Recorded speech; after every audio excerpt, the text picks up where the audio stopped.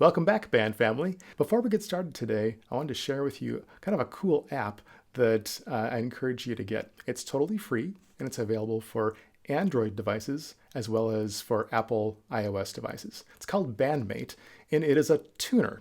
A tuner is a device that tells you what note you're playing. And Bandmate looks like this. When you first start up the app, there's two different controls you can adjust. The first is this little switch on the far right side. You can either have it select this, it looks like a hashtag on the bottom. That's a musical symbol we call a sharp. Or you can select the top symbol up there, which looks like kind of half of a heart with a line through it. That's called a flat. And I would switch it so that the flat on top is selected. The other thing you can select on this app is which instrument you play. So select the instrument from your list, and then it will tell you what pitch you are producing. You can even try by singing or whistling a note. Oh, I guess that was an E flat.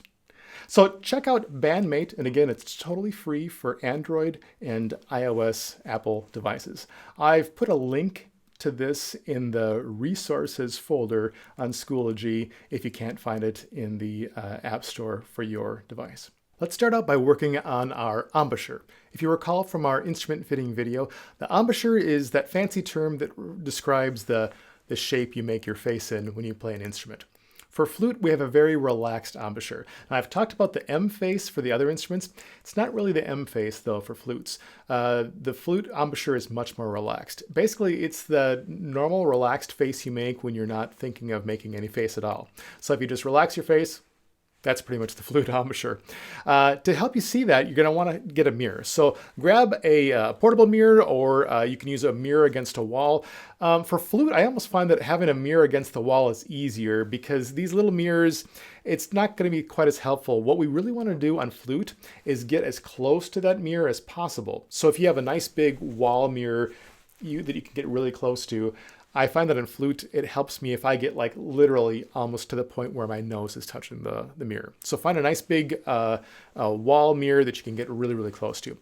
Where I'm recording here in my basement, I don't have a wall mirror, so I'm just going to continue to use this.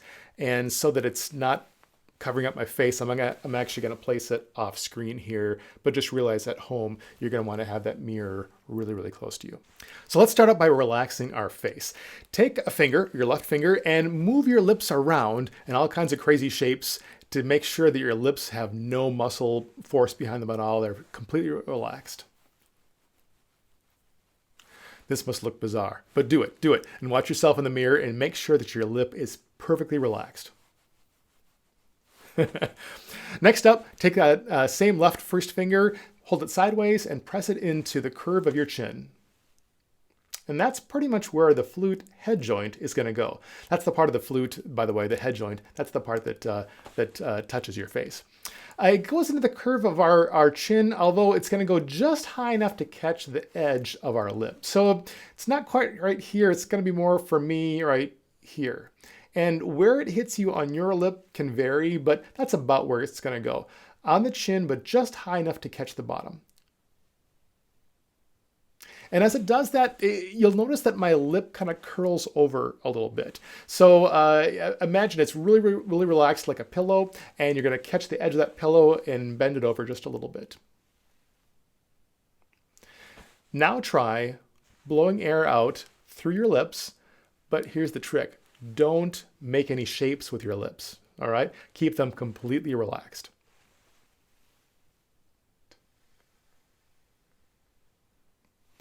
As you do this, try to make the air as long and as steady as you can. Don't stop and start the air. Don't make it a short blow. Blow it for as long as possible, all right? One more time.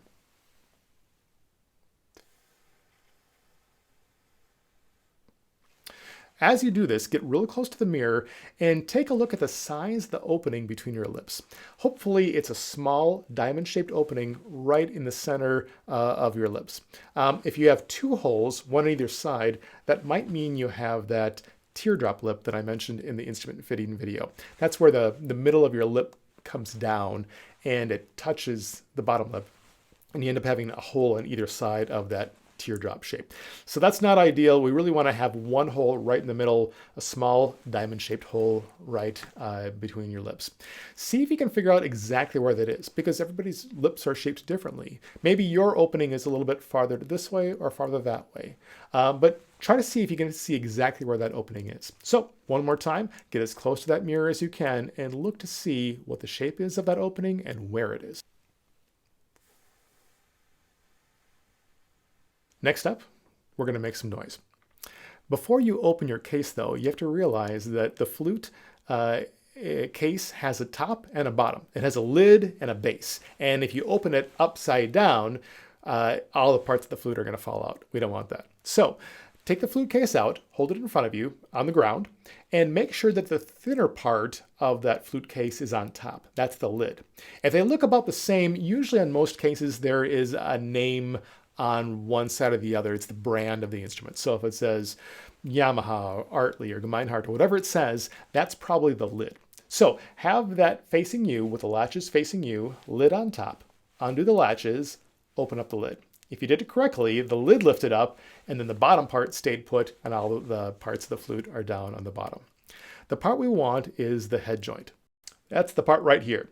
It's the part that has this embouchure plate and then the tone hole right in the middle. To hold the head joint, I want you to hold it with your left hand on the crown. That's that little part up here, like right there. So left hand on the crown, and the right hand, I want you to take the palm of your hand and cover up the open end of the head joint. So this is your right hand, okay? So right hand here, left hand here. And then on that top part of the lip plate where the tone hole is, I want that to be completely flat to the ground. Imagine you filled this with water. Don't, that's bad for the flute. But imagine you filled it full of water.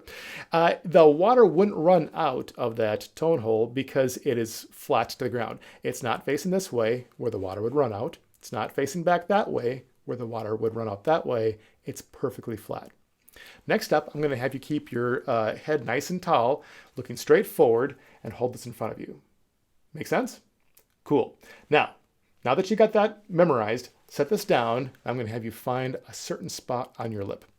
Take a fingernail and trace along the skin and the pink of your lip. So see where that pink is and see where the skin is? Trace along the edge of that with your fingernail. Memorize what that feels like to have that fingernail touching right that is. Close your eyes if it helps. Okay, now I want you right where that fingernail is, I want you to place the inside edge of that tone hole against that same exact spot. So this part of the hole, the closest side to you, the nearest side, that little edge there is going to touch right where that fingernail did. So relax your mouth, completely relaxed. Left hand here, right hand here, bring it straight in. All right, bring it out again. How did you do? Did you hit the right spot? Try again. Oh, I missed it a little bit. I went a little too high. Let me try again. You'll notice as you do this that my head is staying put and the instrument is coming to me because I play the flute. It doesn't play me. So the flute comes to me, I don't go to it, okay? This next time I want you to do the same thing and then slowly breathe a long blow of air right out through your lips without changing the shape of your lips.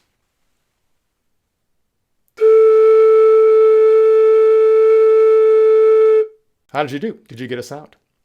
Now, I've played flute before, so I was able to get a sound right away. So let me help you out with some troubleshooting in case you didn't get a sound. For starters, make sure, again, that the top of that tone hole is completely flat. If it's turned out, it's not going to work. If it's turned in, it's not going to work. It's got to be flat. Second, make sure that the inside edge is touching that line right between the pink of the lip and the skin.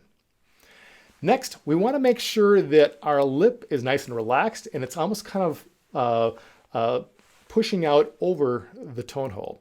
When you get really close to that mirror, you'll notice that the tone hole is partially covered by your lip because your lip is going to kind of push over on top and about 1/3 of that tone hole should be covered by your lip.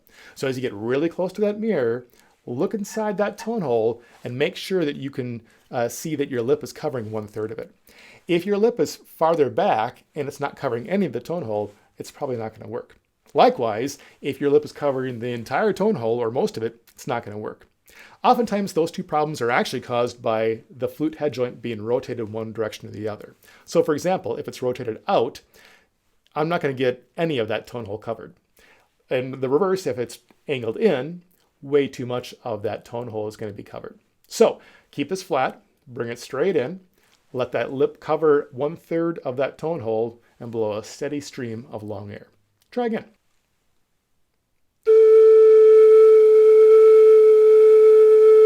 If you have that Bandmate app up on your phone or your tablet, take a look at it. Make sure it's set to flute.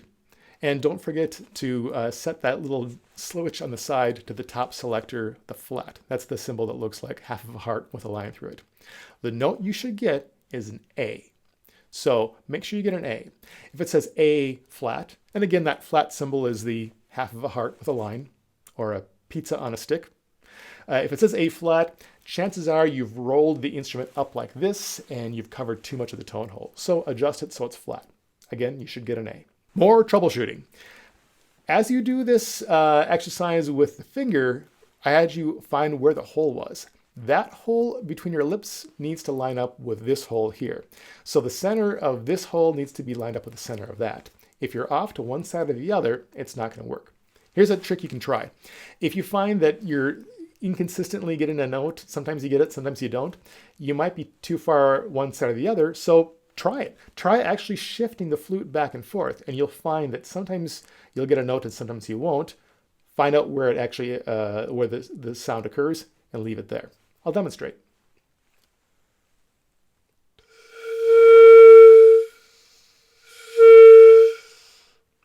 You might have noticed too, I don't know how good this resolution of this video is, that when you breathe on cold metal, there's fog, right? It's like fogging a mirror. As you breathe outwards, you're going to form a little stream of fog right here on the far side of that lip plate. So as I'm blowing, hopefully I'm getting a little bit of a fog pattern right here.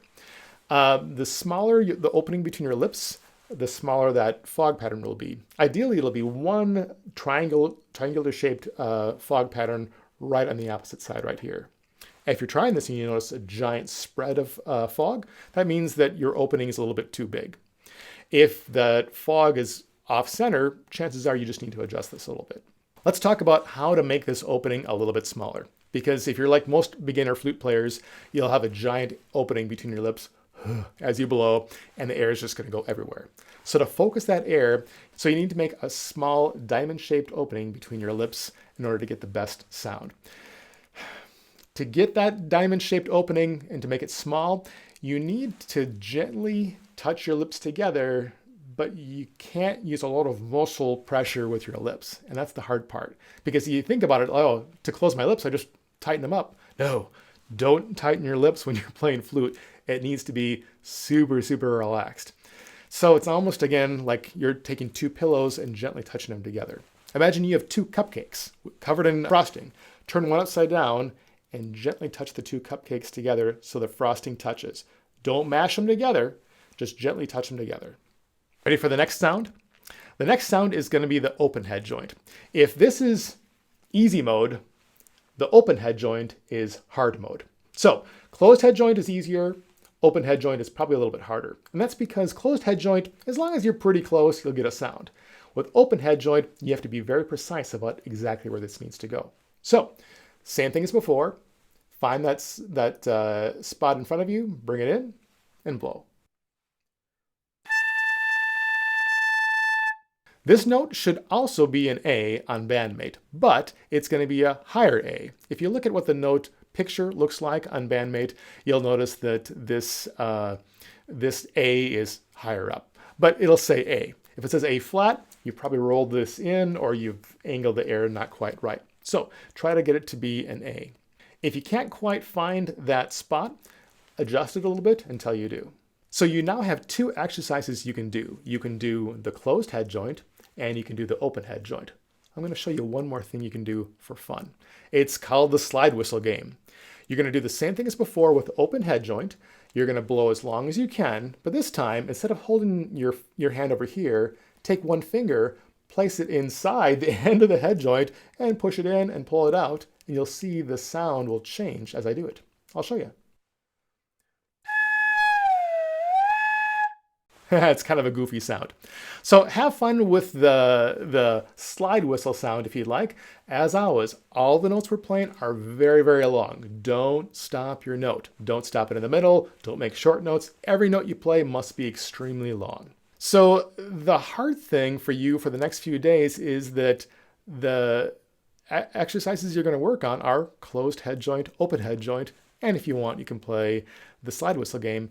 And that's it. You need to concentrate on those two important exercises, closed and open head joint. And it's going to be tempting to go into that case and grab parts of the flute and start jamming them together and see what you can do. Don't. Remember the Texas method. The Texas method, if you recall from our class video, is that awesome way of teaching band students to be really good at their instruments. And it's a lot like learning sports. Think about this. Imagine I was a hockey coach and I had a team full of players that had never played hockey, had never even been out on the ice before. For our first practice, should I put them in full gear, send them out on the ice and tell them to play hockey? Or should I maybe teach them how to skate first? Yeah, I should teach them how to skate first, because in hockey, skating is the most important part. And the problem is that if I teach those kids how to skate and they go home and they immediately put on all the pads, grab sticks and try to play a game, they're not going to be thinking about their proper technique and form for skating. And they're going to start skating badly, and they're going to get bad habits ingrained in their brain. And later on at our next practice, when we work on skating again, they're going to really struggle to skate well because they'll have learned those bad habits. So, most important thing you need to do right now, get in front of that mirror, do lots of mirror time with closed and open head joint, and get consistent about producing a sound every time. When I first learned how to play flute, I spent a ton of time in front of the mirror, like literally days and days and weeks, working on producing that good sound. Because this is really all there is to being a good flute player. The rest of that, that just modifies the sound. This is what actually produces the sound. So focus on this and resist the temptation to go messing around with the rest of the flute. We'll get there soon enough. So until next time, go practice.